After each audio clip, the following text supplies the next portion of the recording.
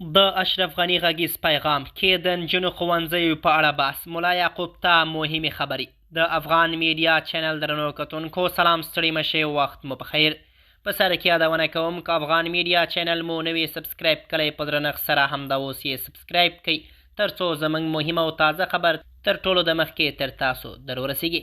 د افغان میډیا درنو کتونکو دا خبر تر اوسه په رسمي ډول نه دی تایید شوی او نه هم خپلواکه حکومتي سرچینو دا خبر تایید کړی. په غیر رسمي سرچینو کې داسې ادعاوې خپرې شوي چې د افغانستان پخوانی ولسمشر محمد اشرف غني له لوري د سرپرست حکومت د دفاع وزیر ملا محمد یعقوب ته یو غږیز پیغام استول شوی چې پکې ځانګړي ډول د نجونو د ښوونځیو د بیا پرانیستلو او د تعلیم پر موضوعاتو تفصیلي خبرې شوي.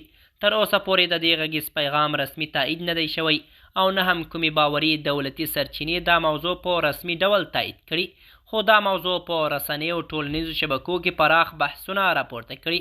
ویل کېږي په دغه ادعا شوي غږیز پیغام کې محمد اشرف غني د افغانستان د تعلیمي وضعیت په اړه اندېښنه څرګنده کړې. ویلي دي چې د نجونو د تعلیم بندېدل کولی شي د هېواد پر اوږدمهاله پرمختګ منفي اغیزه ولري. هغه په دې غږیز پیغام کې له راپورونو له مخې ټینګار کړی چې تعلیم د هر ملت بنسټ دی او د نجونو تعلیم د ټولنې د پرمختګ لپاره حیاتي ارزښت لري.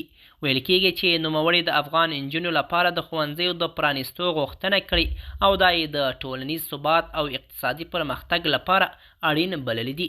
په همدې ادعا شوي پیغام کې د دفاع وزیر ملا محمد یعقوب ته هم خطاب شوی او ویل شوي چې د هېواد د امنیتي وضعیت ترڅنګ باید د ټولنیزو او تعلیمي مسایلو په اړه هم جدي پاملرنه وسي.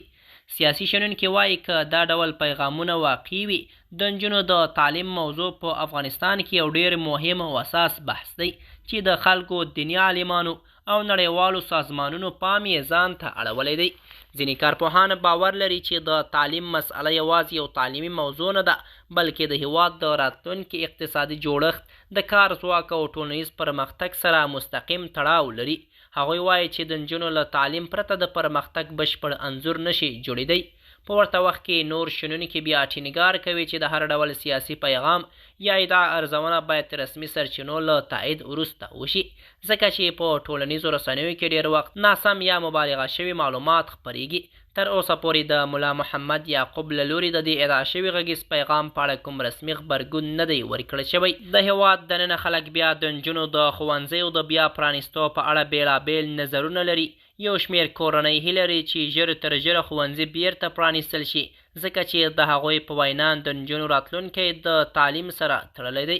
په مقابل کې ځینې نور بیا وایي چې باید د هېواد د اوسني وضعیت په رڼا کې تصمیمونه ونیول شي، خو هغوی هم د تعلیم د اهمیت څخه انکار نه کوي.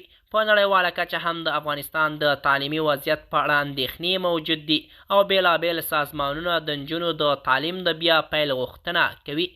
د افغان میډیا درنو کتونکو دا و زموږ د نن ورځې چمتو شوی خبر. تر بیا مو په الله سپارم.